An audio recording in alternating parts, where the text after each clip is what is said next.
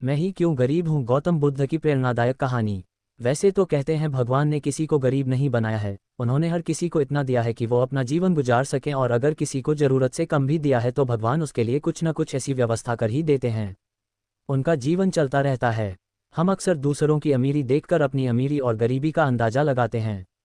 यदि हमारे पास 10 रुपये हों और सामने वाले के पास 100, तो हम अपनी नज़रों में गरीब हो जाते हैं और सामने वाला अमीर हो जाता है।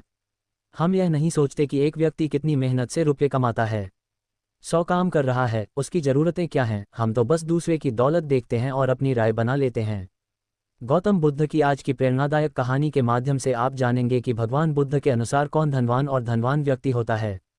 साथ ही आप ये भी समझ जाएंगे कि गौतम बुद्ध हर व्यक्ति को अमीर क्यों कहते थे। गौतम बुद्ध की कहानी आपको बहुत प्रभावित करेगी और बुद्ध की इस प्रेरणादायक कहानी से मिली सीख आपके बहुत काम आएगी। एक बार की बात है, ऐसा हुआ, एक राज्य के राजा ने गौतम बुद्ध को कुछ दिनों के लिए अपने राज्य में आने का निमंत्रण दिया। बुद्ध ने उस राजा का निमंत्रण स्वीकार कर लिया और अपने कुछ शिष्यों के साथ उस राज्य में चले गए।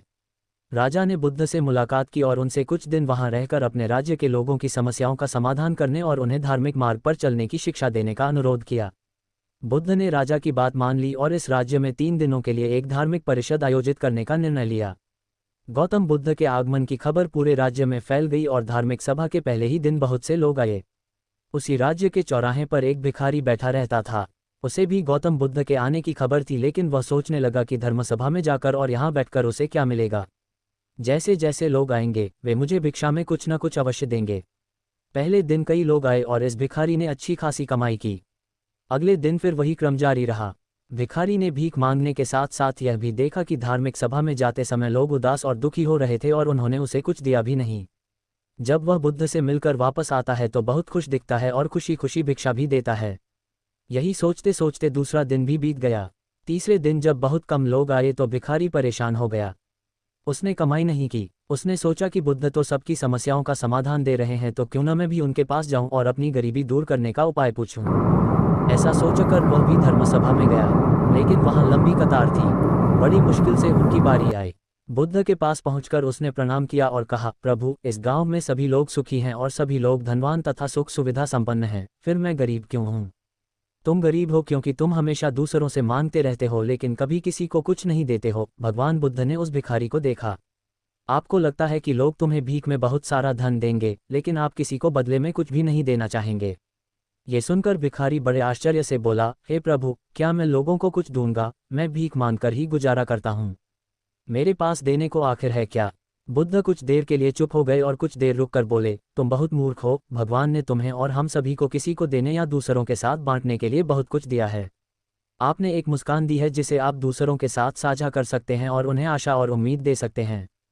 तुम्हें आवाज़ दी गई है जिससे तुम मीठे बोल बोलकर लोगों की प्रशंसा कर सकते हो। तुम्हें 2 हाथ दिए गए हैं जिससे तुम दूसरों की मदद कर सकते हो। तुम्हें एक स्वस्थ शरीर दिया है जिससे तुम भीख मांगने के बजाय कड़ी मेहनत कर सकते हो। जिस व्यक्ति को भगवान ने बिना किसी कमी के ये चीज़ें दी हैं वह कभी गरीब नहीं हो सकता। आप सिर्फ अपनी सोच के कारण गरीब हैं। जैसे ही आप इस सोच से बाहर निकलेंगे, आप खुद को दूसरों की तरह अमीर समझने लगेंगे और आपकी ज़िंदगी भी बेहतर हो जाएगी। दूसरों की खुशी देखकर अपनी तुलना दूसरों से न करें। भगवान ने सभी को अमीर बनाया है, बस ज़रूरत है तो अपनी सोच सुधारने की। भगवान बुद्ध की बातें सुनकर मनुष्य को अपने जीवन का मूल्य समझ में आया और वह उनके द्वारा दी गई शिक्षाओं के अनुसार अपना जीवन जीने लगा। जब हम सभी अपनी तुलना दूसरों से करते हैं या दूसरों को खुश देखते हैं तो हमें लगता है कि हमारी ज़िंदगी खराब है और बाकी सब मज़े कर रहे हैं।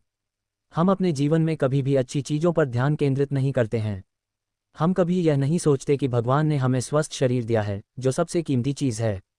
आप कितने भी अमीर क्यों न हो, अगर आपका शरीर उपयोगी नहीं है तो वह पैसा भी किसी काम का नहीं है। और वहीं अगर आप गरीब हैं लेकिन आपका शरीर बिल्कुल स्वस्थ है तो आप अपने आप में एक अमीर व्यक्ति हैं। कोरोना काल में हम सभी ने देखा है कि पैसे से ज़्यादा जरूरी स्वस्थ शरीर है।